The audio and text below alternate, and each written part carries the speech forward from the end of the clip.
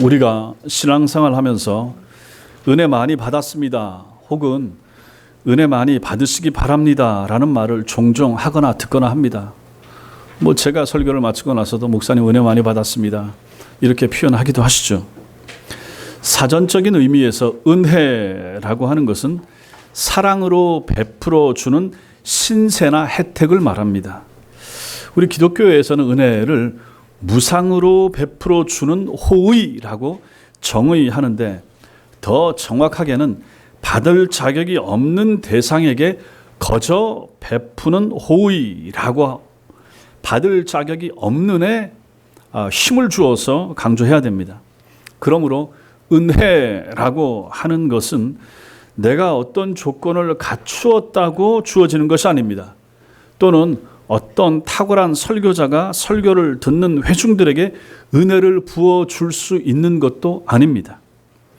우리가 계속해서 살펴보고 있는 이 사울의 부르심을 받는 사도행전 9장 이 장면에서도 우리는 하나님의 놀라운 은혜가 임하시는 것을 봅니다.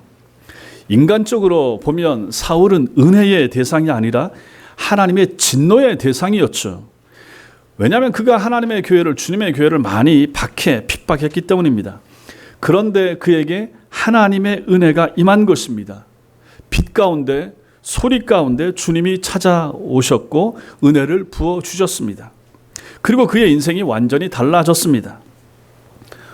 오늘도 이 부분을 계속 보는데요. 오늘 6절부터 9절까지의 말씀을 통하여 우리는 여기서 또다시 한번 하나님의 은혜가 무엇인가, 하나님의 은혜가 무엇인가, 하나님의 은혜가 임할 때 어떤 일이 벌어지는가를 배울 수가 있을 것입니다.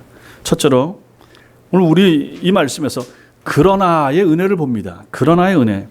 우리 성경은 6절이 너는 일어나 시내로 들어가라, 내가 행할 것을, 이렇게 나오고 있지만은 헬라어 원문 성경에 보면 요 6절 앞에 한 단어가 들어가 있습니다. 그것이 바로 은혜, 그러나입니다. 알라라고 하는 헬라어인데 그러나. 그래서 영어 성경들에는 이제 but 하고 시작하기도 하고, 어떤 성경은 now get up 하고 이렇게 시작되기도 합니다. 근데 어쨌든 여기에 접속사 알라, 그러나가 들어간다 하는 것입니다. 6절 이전의 내용은 어떤 내용입니까? 사울이 다메섹을 눈앞에 두고 예수 그리스도의 신비로운 빛 앞에 엎드려지고 음성을 들어서 음성으로 찾아오신 주님을 만나는 장면이 나옵니다. 즉 사울이 우리 주님의 노방 전도를 받은 거죠. 또 다른 말로 사울이 우리 예수님의 신방, 찾아오심을 받은 거죠. 강렬한 빛 앞에 그가 눈이 어두워지고 말았습니다. 대제사장의 신임장을 받아서 다메섹의 그리스도인들을 체포하러 가던 유대주의자 청년의 인생이 앞으로 이제 어떻게 흘러가게 될지 모를 상황이 벌어진 것이죠. 눈이 멀어서 장님이 되거나 더 이상 바리새인의 생활을 하지 못할 그러한 형편에 처하게 될 수도 있었던 것입니다. 그런데 이러한 모든 어두운 가능성들이 오늘 말씀에 나오는 대로 그러나, 알라, 그러나라고 하는 한 단어 가운데 한순간에 반전을 맞이하고 있는 것입니다. 주님을 믿는 성도들을 박해함으로 그들의 주가 되시는 예수님의 저주를 받아서 앞길이 유망했던 젊은 바리새인의 장래가 망가질 순간이었지만 그의 인생이 그렇게 무의미하게 끝나도록 내버려 두시지 않겠다는 주님의 선언, 주님의 개입, 주님의 찾아오심, 그것이 바로 그러나란 단어 속에 드러나고 있는 것입니다. 그래서 5절에 대답하되 주여 누구시니까 이르시되, 예수님이 이제 말씀하시죠. 나는 내가 박해하는 예수라. 그러나 너는 일어나 시내로 들어가라. 이렇게 이 말씀이 이어지는 것입니다. 네가 나를 박해했지. 그러나 너는, 주님이 이렇게 말씀하시는 거죠. 주님께서 이렇게 말씀하신 이유는 사울을 망하게 하려 하심이 아니라 도리어 그를 붙잡아 참 생명 가운데 살게 하시고 앞으로는 그 참 생명을 전하는 자 되도록 하시기 위함이었음을 우리는 뒤에서 보게 되는 것입니다. 그래서 본문이 이렇게 말하는 거죠. 너는 일어나 시내로 들어가라. 내가 행할 것을 내게 이를 자가 있느니라. 주님께서는 사울에게 일어나 시내로 들어가라 라고 명령하고 계십니다. 여기 시내가 어디입니까? 두말할 것도 없이 다메섹 시내가 되는 거죠. 다메섹의 그리스도인들마저 일망타진하려고 했던 사울을 다메섹으로 불러들여서 그곳에 그리스도인들 앞에서 주님께서 그를 보란듯이 혼내시려고 하는 것이 아닙니다. 주님께서 이미 다메섹에 사울이 앞으로 무엇을 해야 할지 그것을 알려줄 사람을 예비해 두셨기 때문에 들어가라 말씀하시는 것입니다. 그렇다면 우리는 여기서 사울의 인생이 꼬이는 것처럼 보이는 이 장면이 오히려 은혜라 하는 것을 알게 되죠. 사울의 계획대로 되지 않는 것이 은혜인 것입니다. 주님의 그러나가 은혜인 거죠. 우리가 막 달려가려고 하는데 주님이 막으시는 거죠. 안 돼 하는 것. 이것이 은혜라 하는 것입니다. 그러나라고 하는 것은 부정적인 말로도 많이 쓰이지만 오늘 여기서 만약에 주님께서 그러나라고 막아주지 않았다면 사울이 어떻게 됐겠습니까? 그러므로 주님께서 브레이크를 걸어주시는 그러나가 사울에게는 굉장히 큰 은혜가 된다 하는 것이죠. 우리 뜻, 우리 계획대로 되지 않는 것이 은혜인 경우가 얼마나 많았습니까? 여러분과 저의 인생 가운데서도 내가 하려고 했던 거, 내가 원했던 거, 내가 달려가려고 했던 방향 주님께서 다 그냥 내버려 두셨으면 망했을 일이 얼마나 많겠습니까? 근데 주님이 막으시고 주께서 멈춰 하심으로 말미암아 주님께서 아니야 라고 하심으로 말미암아 살아나고 오히려 복된 길로 가게 된 경우가 얼마나 많습니까? 그게 은혜라 하는 거죠. 이처럼 주님은 사울을 향하여 이미 다 계획을 가지고 계셨던 것입니다. 우리는 또 여기서 역전의 은혜를 봅니다. 역전의 은혜, 달라지는 은혜. 8절과 9절 8절 9절 우리 같이 한번 읽겠습니다. 시작. 사울이 땅에서 일어나 눈은 떴으나 아무것도 보지 못하고 사람의 손에 끌려 다메섹으로 들어가서 사흘 동안 그는 다메섹으로 들어가라는 주님의 명령을 쫓아 일어났습니다. 그러나 시력을 잃어버렸죠. 너무 밝은 빛, 태양빛보다 더 밝은 빛을 보고 나서 눈의 시력을 상실했습니다. 그래서 다른 사람의 손에 이끌려서야 다메섹 시내로 들어갈 수가 있었습니다. 다메섹으로 들어가라는 주님의 명령이 있기 이전부터 다메섹은 사울의 들어가야 될 목표 지점, 목적지였습니다. 다시 말해서 예수 그리스도의 갑작스러운 방문 이전이나 이후나 그의 목적지가 다메섹인 것은 변함이 없습니다. 똑같습니다. 그러나 목적지가 똑같다라고 해서 그 목적지를 향한 그의 걸음의 의미까지 똑같은가? 그건 아닌 것입니다. 사울이 하늘의 빛과 소리를 경험하기 전 본문의 3절 말씀 있죠. 3절 보시면 사울이 길을 가다가 2절 끝에 남녀를 막론하고 결박하여 예루살렘으로 잡아오려 함이라 사울이 길을 가다가 다메섹에 가까이 이렇게 말하죠. 본문 3절에 사울은 스스로 다메섹을 향해서 나아가고 있습니다. 그러나 사울이 하늘의 빛과 소리를 경험한 후인 8절의 사울은 다른 사람들의 손에, 일행의 손에 이끌려, 아니 더 정확하게 말하면 그 배후에 계시는 우리 주님의 손에 이끌려서 시내로 들어가고 있는 것입니다. 3절의 사울은 자기 욕심과 자기 야망에 따라서 살면서 저주와 죽음의 씨를 뿌리기 위해서 다메섹으로 가고 있었습니다.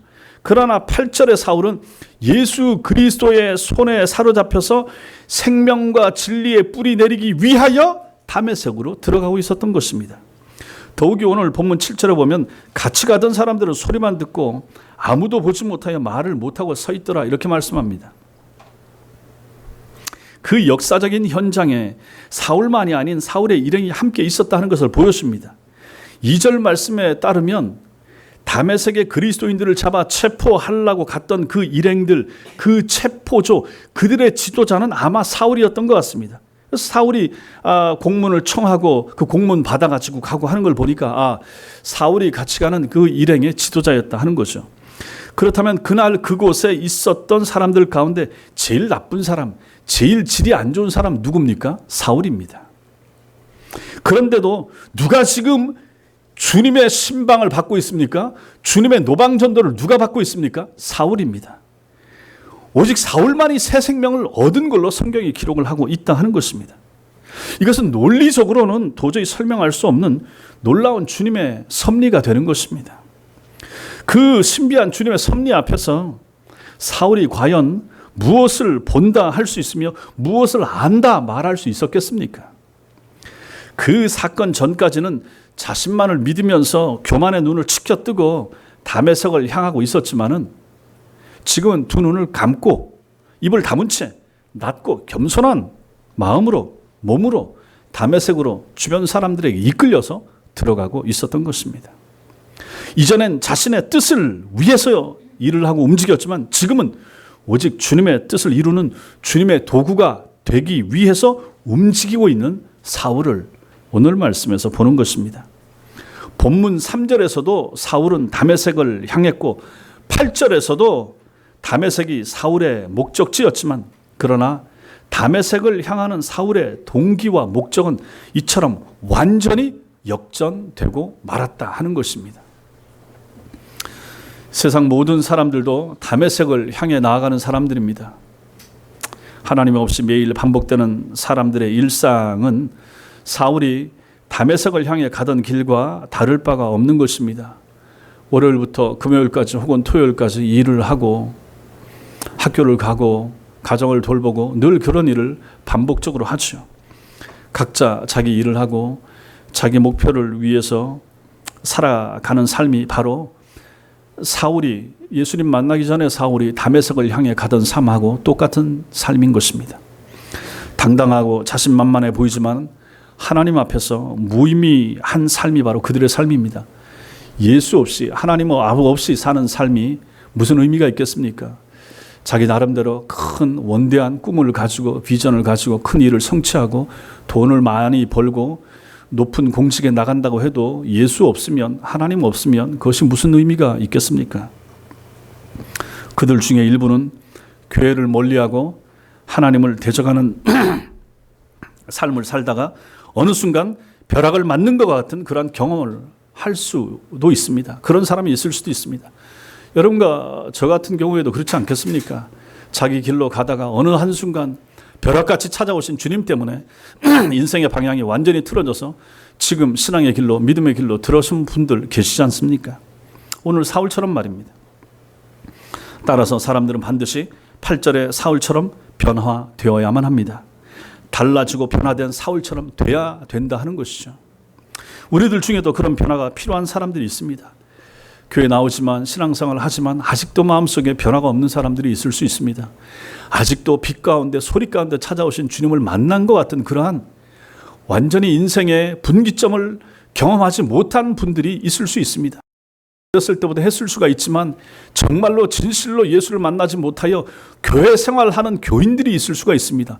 성도가 되지 못하고 변화되지 못하고 참 신자가 되지 못하고 그냥 교인으로 그냥 주변인으로 교회 일만 잘 알고 성경은 많이 들어서 아는데 예수 그리스도를 만나지 못한 사람들이 있을 수가 있다 하는 얘기입니다. 제가 싫어하는 사람 가운데 한 사람이 개인적으로 도올 김용옥 같은 사람입니다.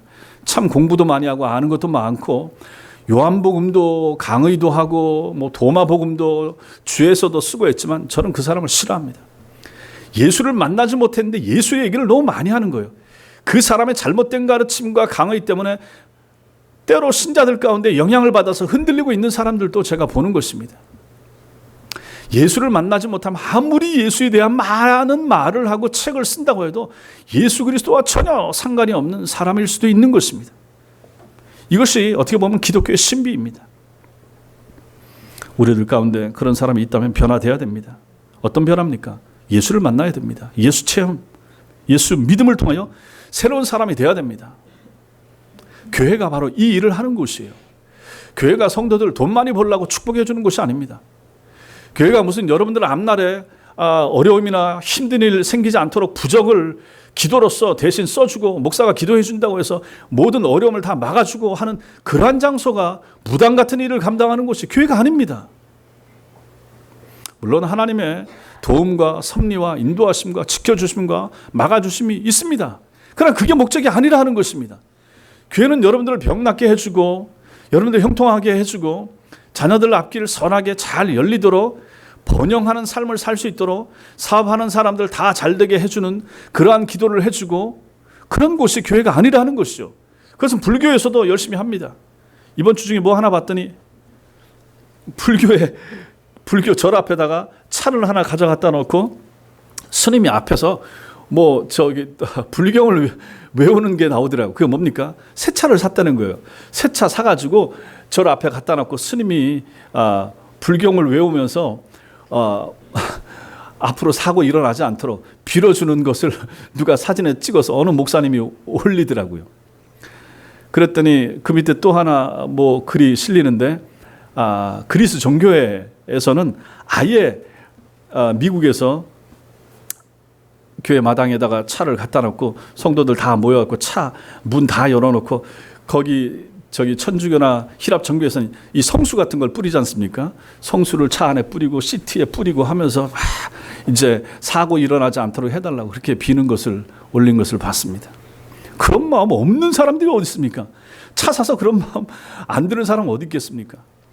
작년에 어느 날 우리 집 앞에 이렇게 지나가는데 그 앞에 어떤 젊은 여자분들이 모여가지고 길거리에서 뭘 하더라고요. 이렇게 봤더니 새 차를 하나 샀나 봐.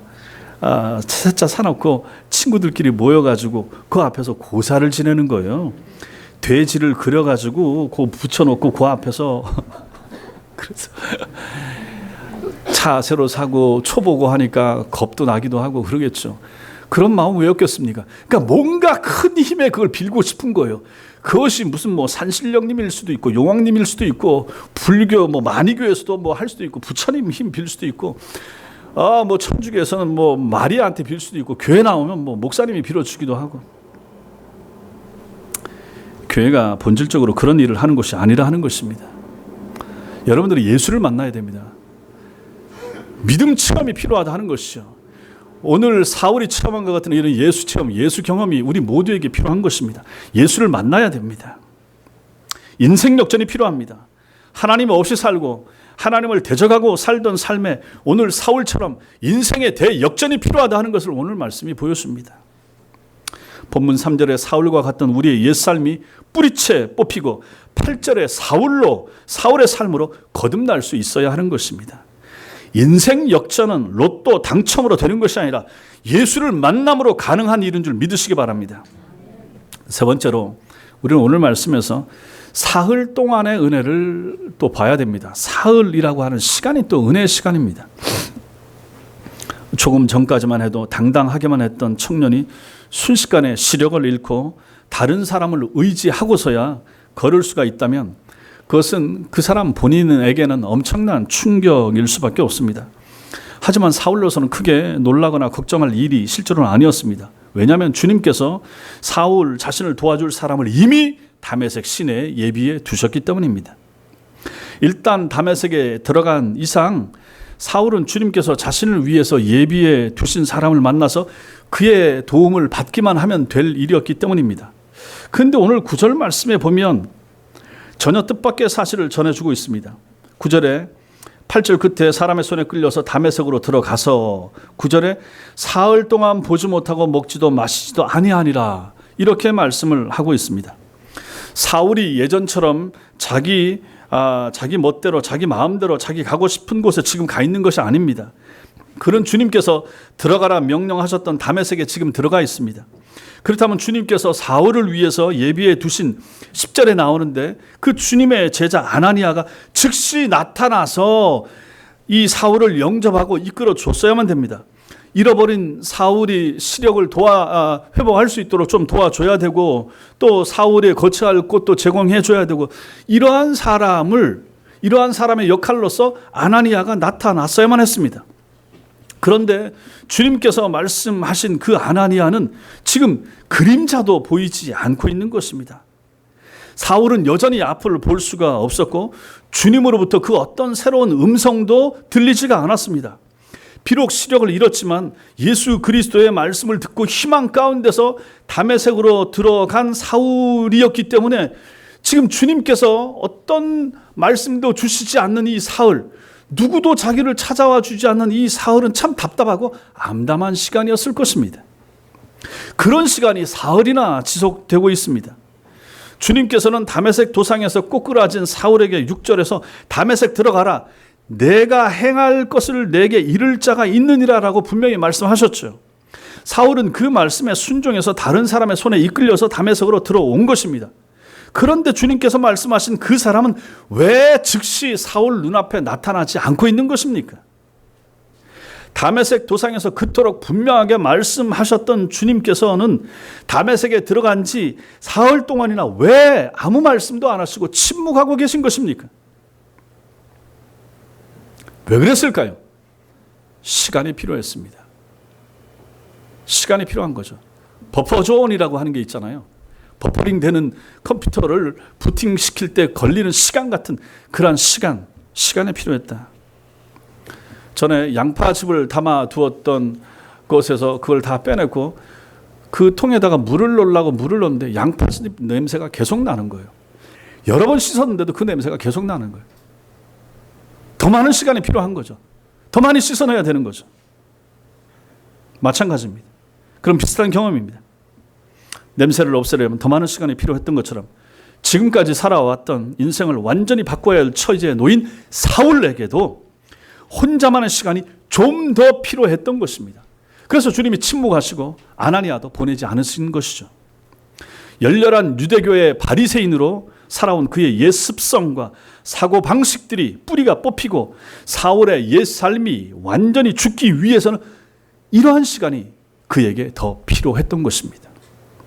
다메섹 도상에서 후련히 찾아오신 주님을 만나서 인생이 완전히 뿌리 뽑히고 시력마저 잃었던 사울이 만약 다메섹에 들어가자마자 주님께서 예비해 두셨던 그 사람 아나니아를 만나고 환대를 받고 시력을 금방 회복했더라면 어떻게 됐을까요? 물론 사울은 그래도 주님의 은혜에 감사하고 감격하고 주님의 사랑을 소리 높여 찬양했을 것입니다.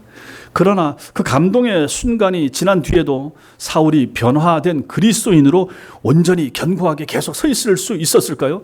이것은 의문이 들 수 있습니다. 적어도 겉으로는 사울이 더 이상 유대교인이 아니라 주님을 믿는 그리스도인으로 살았을 수도 있지만 만약에 어떤 결정적인 순간에 다시 옛날 유대교인으로 있을 때 바리새인으로 있을 때의 그런 삶이나 가치관으로 돌아갈 가능성도 여전히 남아 있었을 것입니다. 그 생각이 불쑥불쑥 날 수도 있었다는 것입니다. 자아가 완전히 죽지 않은 그에게는 여전히 옛삶의 흔적이 남아 있었고 결정적일 때 그것이 그의 발목을 붙잡을 가능성이 있었던 것입니다. 이것이 주님께서 사흘 동안 그를 어두움 가운데 침묵 속에 내버려 두신 이유로 우리는 생각할 수가 있는 것입니다. 다메섹에 들어간 사울 역시 이 사실을 깨달았기 때문에 주님께서 말씀하신 사람이 즉각 나타나지 않았어도 주님을 원망하거나 불평하지 않았던 것입니다. 오히려 본문 말씀처럼 그는 사흘 동안 보지 못하고 먹지도 마시지도 않았습니다. 이거 잘 보십시오. 그러니까 성경 한 절 한 절을 잘 살펴보는 것이 필요합니다. 그가 볼 수 없었던 것은 왜 그렇습니까? 주님의 강렬한 밝은 빛으로 인한 시력 상실 때문입니다. 그것은 사울의 의지하고 상관없습니다. 주님이 찾아오시고 밝은 빛을 확 비춰줘서 눈이 확 멀어버린 거예요. 그런데 그가 먹지도 마시지도 않은 것은 뭡니까? 수동적으로 된 일이 아니라 그가 자발적으로 행한 것입니다. 주님께서 그의 식욕을 앗아갔거나 너 금식해라 말하지 않았습니다. 자발적으로 금식한 거예요. 시력을 잃은 사울은 사흘 동안의 그 어둠 속에서 그 고독 속에서 금식 속에서 자신의 잘못된 이전의 삶들을 속속들이 깨달으며 주님 앞에서 그 부분들에 대하여 회개하며 청산할 수가 있었고 온전히 죽어 지낸 그 사울로 인해서 그는 그리스도 안에서 완전히 거듭난 완전히 새로워진 사울로 주님 앞에 설 수가 있었던 것입니다. 그러므로 주님께서 그 사흘 동안 사울을 외면하시거나 침묵하신 것이 실제로는 아닌 거죠. 주님께서는 당신의 사랑의 손으로 사울을 확실하게 돕고 계셨고 주님의 침묵은 사울의 옛사람을 완전히 죽게 하심으로 전혀 다른 새 사람으로 살리시려는 가장 완벽한 주님의 응답, 이것이 바로 주님의 침묵이었던 것입니다.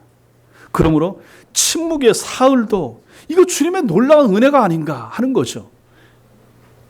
우리는 참 답답해하고 금방 하나님의 어떤 액션, 하나님의 도우심, 하나님의 손길을 바라지만은 하나님은 누구보다도 우리를 잘 아시기 때문에 우리에게 필요한 인내와 침묵의 시간을 허락하신다 하는 것입니다. 이것을 우리가 성경 속에서 또 볼 수가 있습니다. 요나서에 보면 요나가 나오죠. 요나서의 주인공 요나는 니느웨로 가라라는 하나님의 명령을 무시하고 니느웨와 반대편인 다시스라고 하는 다시스 쪽으로 향하는 배를 얼른 올라탑니다. 얼마 가지 않아서 요나가 탄 배가 하나님께서 내리신 풍랑에 휩싸이게 되고 요나는 폭풍이 몰아치는 바닷속에 결국은 그 배에 타고 있는 선원들 때문에 그 속에 들어가게 됩니다. 자기가 자발적으로 했지만요. 요나서를 읽으셨으니까 다 아시리라 생각합니다. 그러나 하나님께서는 이미 요나를 위해서 무슨 작업을 하고 계셨습니까? 큰 물고기 한 마리를 예비해 두고 계셨죠. 그 큰 물고기가 거기서 뭘 하고 있습니까? 요나가 물속에 던져지기를 기다리고 있었던 거죠. 그 큰 물고기는 바다에 내던져진 요나를 즉시 삼켜버립니다. 즉, 그 큰 물고기가 요나의 목숨을 살려준 거죠. 문제는 그 다음입니다. 하나님께서 요나를 살리시기 위해서 예비해 두신 물고기라면 그 물고기가 바다에 빠진 요나를 삼켰으면 그 다음에 어떻게 됩니까? 즉시 그 근처에 땅으로 가서 토해내가지고 살게 해야 됩니다. 그러나 성경에 보면 어떻게 나옵니까? 안 그렇다 하는 것입니다. 물고기는 그렇게 하지 않았습니다. 요나가 물고기 뱃속에 사흘 동안 있게 됩니다. 물고기 위장 속에 있게 되는 거죠. 그 위장 속에 뭐가 있겠습니까? 먹고 지금 소화되지 않은 그러한 바닷속 풀이라든지 무슨 바다 더 작은 고기라든지 이런 거 있지 않겠습니까? 그 큰 물고기 위장 속에 온갖 악취와 역겨움으로 가득한 그 물고기 뱃속에 사흘이나 갇혀 있는 모습을 우리는 요나서에서 보게 됩니다. 물풀 속에 물풀을 뒤집어 쓰고 그 속에서 요나가 뭐 하고 있습니까? 기도하고 있는 거죠. 자기의 불순종과 하나님 앞에 잘못된 길로 간 것에 대한 회개를 그 사흘 동안에 거기서 다 토해 놓으면서 하나님 앞에 새롭게 되고 있는 요나의 모습을 우리는 거기서 보게 되는 것입니다.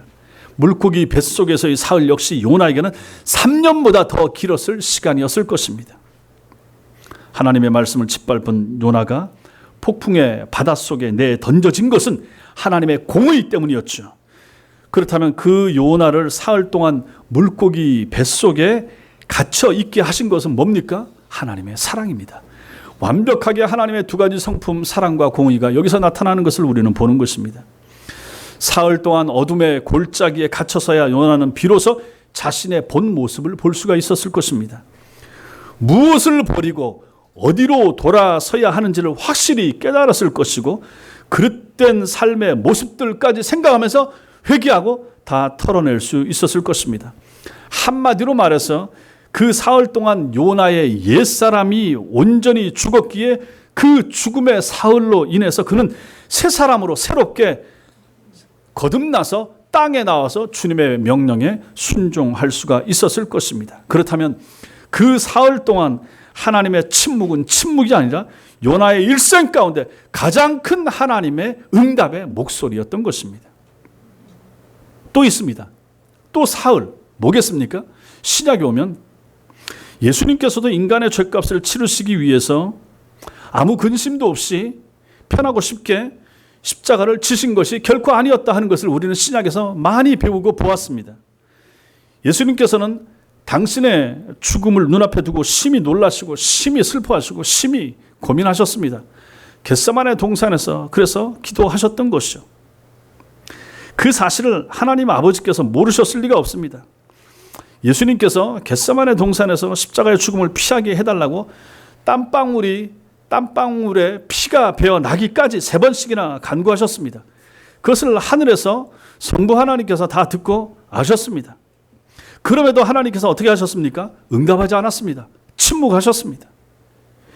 죄의 삭은 사망이기에 인간의 죄의 짐을 지고 주님께서 대신 돌아가시지 않으면 여러분과 저 우리 인간의 죄가 사해질 수가 없고 돌아가신 예수님께서 죽음을 깨뜨리고 부활하시지 않으면 여러분과 저에게 인간에게 영원한 생명의 길을 주실 수 없었기 때문입니다. 그 택한 백성의 구원 사역을 위하여 주님께서는 반드시 죽으셔야 했던 것입니다. 그렇다면 하나님께서 왜 십자가에 못 박혀 돌아가신 우리 예수님을 돌아가신 즉시 살려주시지 않았을까요? 우리가 성경에서 보는 것처럼 예수님의 죽음은 분명하지 않았습니까?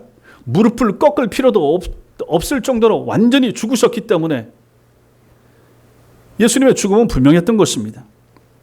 왜 죽으신 뒤 사흘째 되어서야 우리 예수님을 부활하시게 한 걸까요? 왜 금요일 오후 3시에 돌아가신 예수님을 주일 새벽 되기까지 그 무덤 속에, 그 죽음 속에 하나님께서는 그냥 내버려 두신 것일까요? 왜 그렇겠습니까?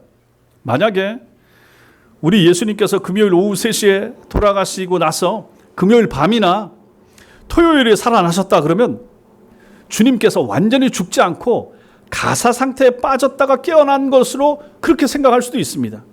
지금도 예수님 부활을 부정하는 사람들은 그렇게 말하고 다닙니다. 예수께서 십자가에서 완전히 죽은 것이 아니다.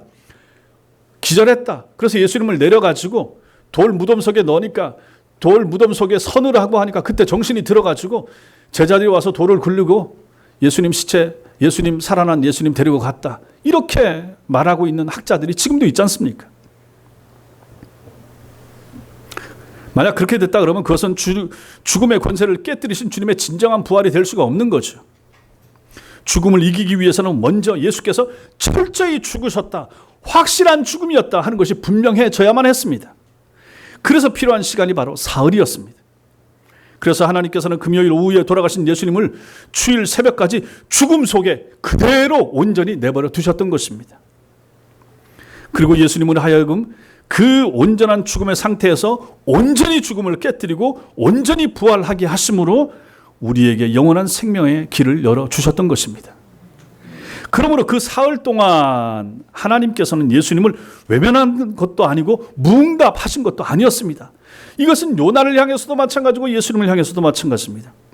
예수님에 대한 하나님의 응답하지 않으심이야말로 예수님을 영원한 부활주로 세우시고 우리를 영원히 살리시기 위한 하나님의 가장 놀랍고 가장 커다란 응답이고 섭리였던 것입니다.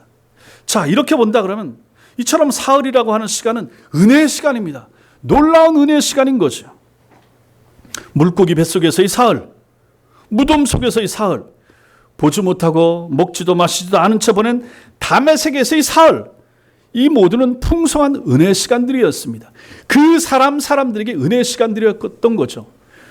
완전히 하나님의 일을 제대로 감당할 수 있는 사람으로 거듭나서 세상에 나올 수 있는 사흘의 시간이 그들에게 필요했던 것이고 하나님은 그것을 그들에게 허락하신 것입니다. 이렇게 보면 여러분과 저에게도 이런 사흘이라고 하는 시간이 있어야 되고 또 있었지 않았겠습니까? 예수 만나고 나서의 사흘, 신앙생활 시작하고 나서의 그런 사흘. 그런데 이 사흘이 힘들고 어려울 수가 있습니다. 신앙생활 시작하면 잘 될 줄 알았는데, 믿음 생활을 하면 참 좋아질 줄 알았는데, 교회 나오면 뭐든지 잘 풀리고 형통할 줄 알았는데 실제로 그렇지 않은 경우들도 꽤 있지 않습니까? 그것이 어렵고 힘들 수가 있지 않습니까? 그러나 그것이 필요하다 하는 것입니다. 우리가 예수를 믿고 신앙생활을 하고 교회에서 직분을 맡아서 섬기고 충성함에도 불구하고 우리에게 이렇게 어두워 보이는 이러한 사흘들이 있을 수가 있다 하는 것을 여러분과 저는 인정하는 것이 필요합니다. 그게 은혜입니다.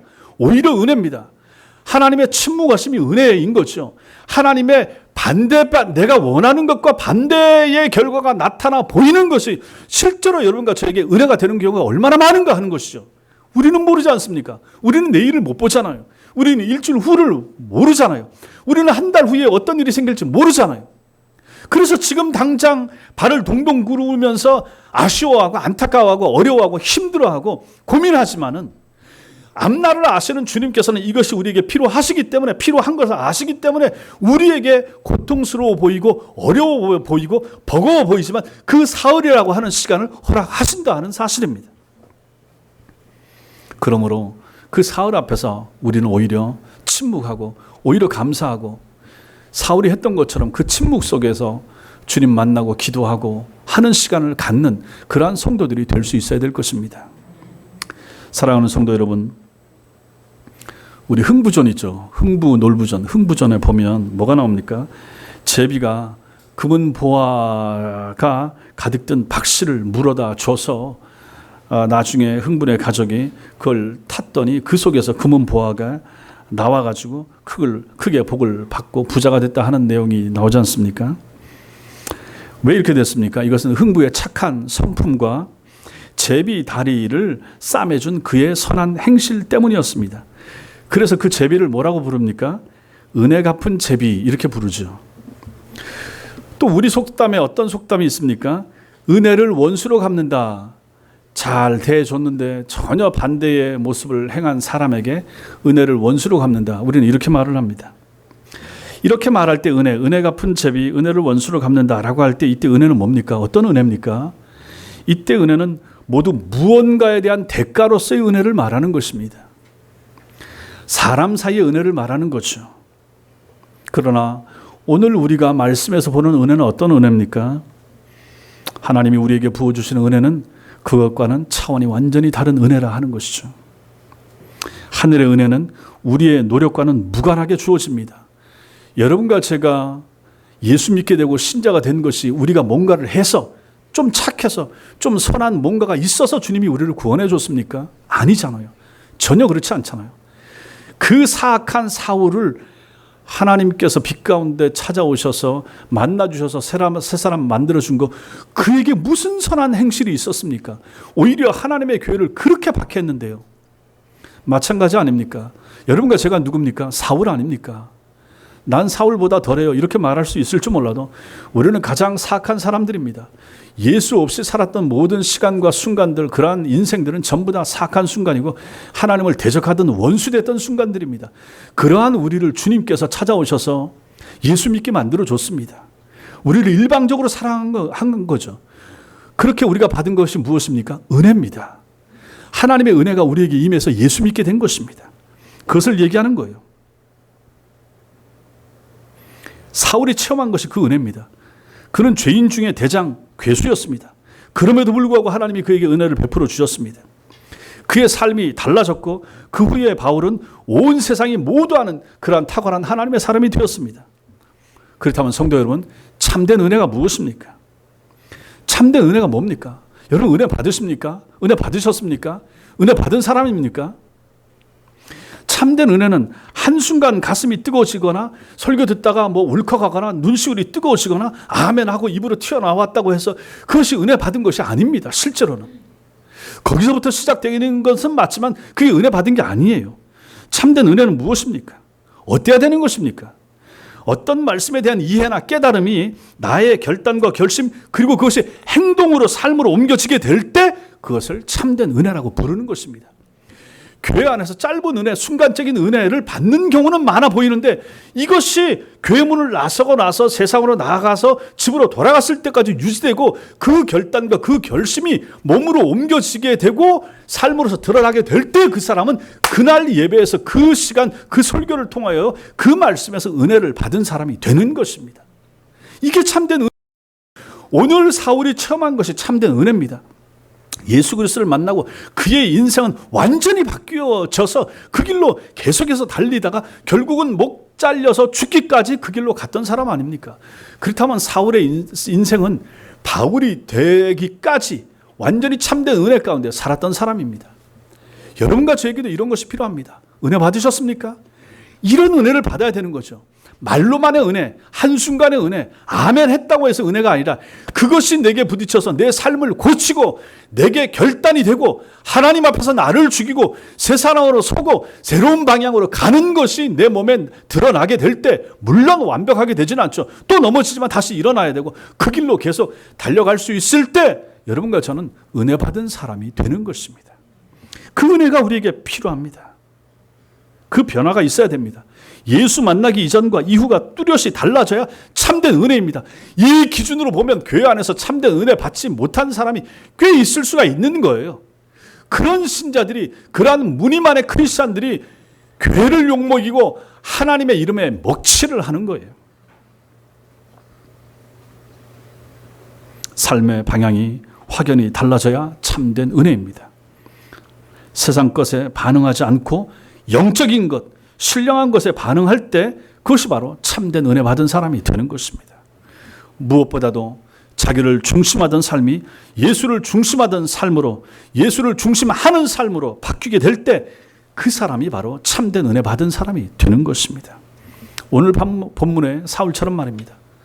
여러분과 저에게 이런 은혜가 필요합니다. 참된 은혜가 필요합니다. 이 은혜를 받으시고 이 은혜 안에서 사시는 하나님의 사람들 다 되시기를 주님의 이름으로 축원합니다. 기도하겠습니다. 이 시간 같이